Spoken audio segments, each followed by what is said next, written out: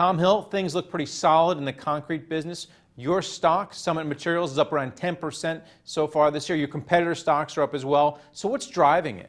Well, it's been a good start to the year, Greg. We do business in three areas. We do highways, non-residential, and residential construction. And all three of those segments are off to a good start this year.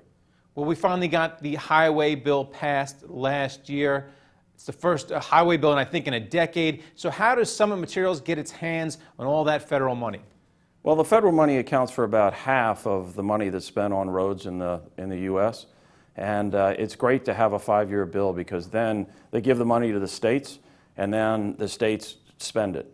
And what's important in that is now the states have certainty of getting the federal money, and they're actually taking matters into their own hands and raising gas taxes, sales taxes to fund increased spending on our roads. Pretty much as everyone knows, our roads are in terrible shape, and we need to fix them quickly. And you are operating across a number of states. You just got into Las Vegas. You recently bought Sierra Ready Mix over there. So can you talk about what's going on in Las Vegas? Because they recently went bust. Are you seeing them going back to boom soon? Yeah, they had a pretty tough time in Vegas in 9, 10, and 11. We're seeing good, steady increases there.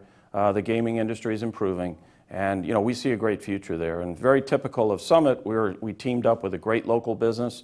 We keep the local name, we keep the local management, we give them some tools to make them better, and we're pretty excited about Las Vegas. Can you talk about your decentralized way of running things? Because you're operating in Texas, you're operating in Virginia, you're operating across the country, but cement doesn't travel across the country. It travels just a few miles, otherwise it's going to harden. Yeah, it's very much a local business. So we've decided, and I think it's what really makes Summit unique, is we keep the business decentralized, we keep the local name, we keep the local management, and then we give them tools to make them better. And look, this is the most basic business. We acquired a business recently in Virginia, 125-year-old business, 6th-generation family running it. They've stayed on to run it. And we think it's the right way to run this business. All right, let's look forward for a second. We saw housing starts up 6% in April after a really slow Q1. So let's look ahead to the summer and talk about your business. You're going to be putting up a lot of houses with your concrete and aggregates? Yeah, we think overall that we're still in the really early innings of this construction market recovery. Residential at 1.1 or 1.2 million housing starts is still very low by historic standards.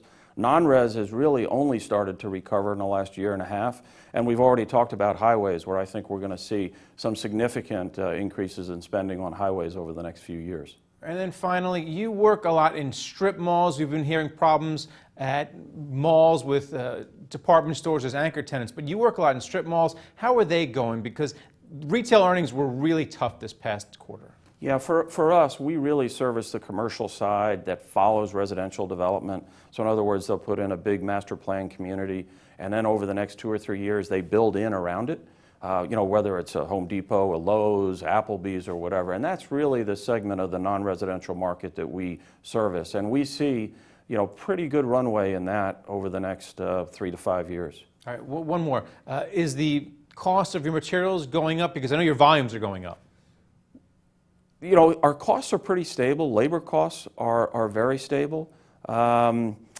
Energy is a big component of our cost structure, and it's, as you know, has been quite low and by historic standards. So really, costs are not really an issue at this time in our industry. All right. Well, thanks a lot, Tom. Yep. Thank you. And thank you for watching The Street.